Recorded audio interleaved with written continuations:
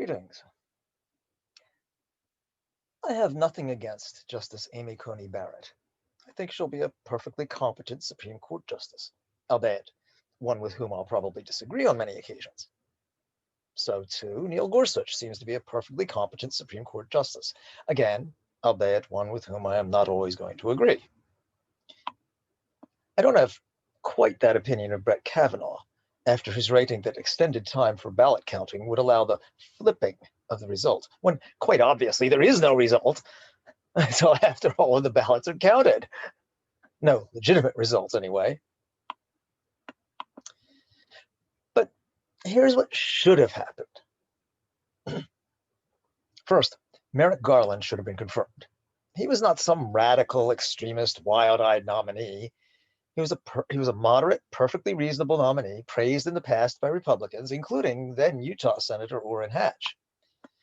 And I think whoever is president always has the constitutional right to make the next nomination when a vacancy appears. And the Senate's role is then to advise and consent, not to delay and prevent. Mitch McConnell, however, decided to block Garland's nomination, defying the Senate's constitutional responsibility, with the express goal of having the seat filled by a Republican president. And he and the 11 Republican members of the Senate Judiciary Committee, who went along with McConnell, did it.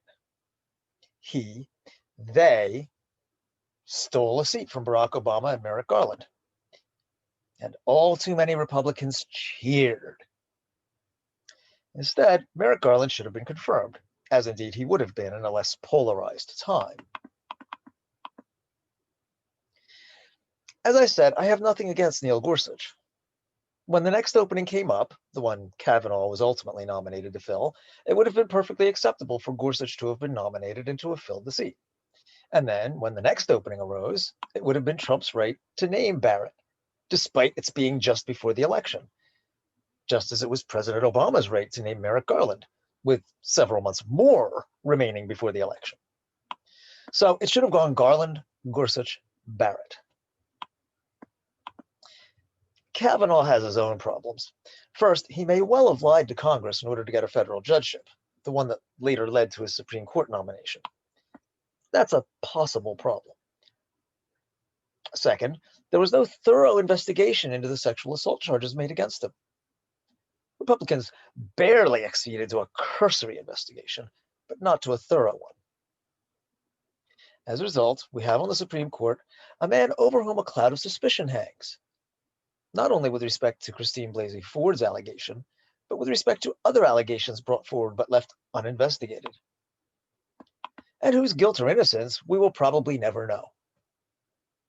This, on top of his poor reasoning about ballot counting and flipping the result, makes me think that it would have been better had he never been nominated. But in any case, it should have been Garland and then 2 Trump nominees. And let us not forget that when President Obama left office, 105 federal judgeships, not 128 as President Trump erroneously said, but everybody gets numbers wrong sometimes. 105 federal judgeships were left open. Why were those judgeships left open? Was Obama lazy? No, quite the opposite. Mitch McConnell and Senate Republicans were quite busy, deliberately slowing down the confirmation process and, in Obama's last 2 years, essentially imposing a blockade on President Obama's judicial appointments.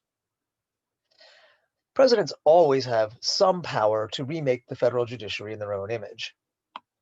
But Trump's ability to remake the federal judiciary, and not really in his own image, as he isn't terribly principled, but in the Republican leadership's image, was outsized because of Mitch McConnell's delaying tactics. Do not forget this when you vote. Mitch McConnell and the Republican-controlled Senate made sure that the federal courts, including the Supreme Court, would be one favorable to big business and to Republican causes for a generation, after having engaged in egregious tactics of delaying and preventing for years.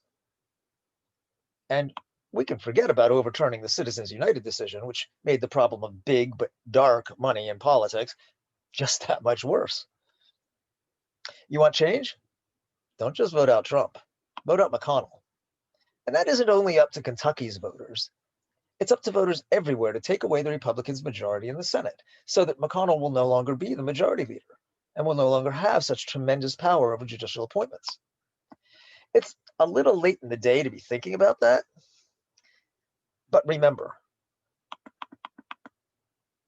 McConnell's delay tactics, way overusing the filibuster, got so bad that Democratic Senator Harry Reid got the rule changed for confirmations to the federal courts to 50 votes instead of 60, something McConnell told him he'd regret, and something current Democratic Minority Leader Chuck Schumer says he wishes hadn't happened. It was indeed a bad rule change.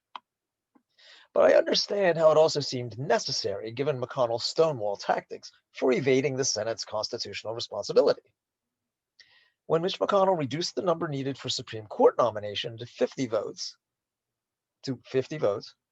that was bad too.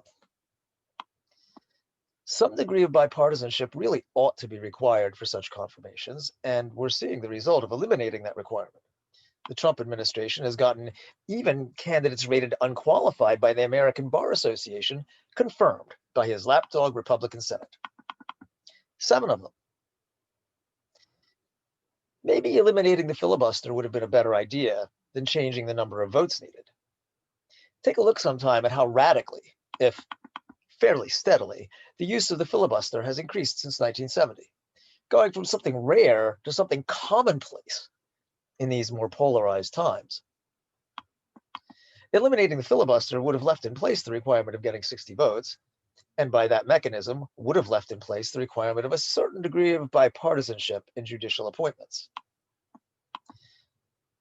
However, if the Republicans now think they can play hardball to the point of even breaking the rules, as they have sometimes done, without Democrats striking back when the Democrats have power, well, I think they're mistaken. And as bad as it is for America for the two sides to play extreme hardball with each other, the Republicans have no one to blame but themselves if Democrats do adopt extreme hardball tactics themselves. I'm not sure to what extent to anticipate that under a moderate Joe Biden presidency. Biden's history is one of working together with Republicans. Nevertheless, stealing seats on the federal judiciary and stealing a Supreme Court seat are hardly acts for which anyone should expect there to be no retaliation. And the Republicans certainly shouldn't blame anyone but themselves if there are indeed consequences that they don't like. Anyway, it should have gone Garland, Gorsuch, Barrett. That's how it should have gone. As always, may reason and compassion be your guides.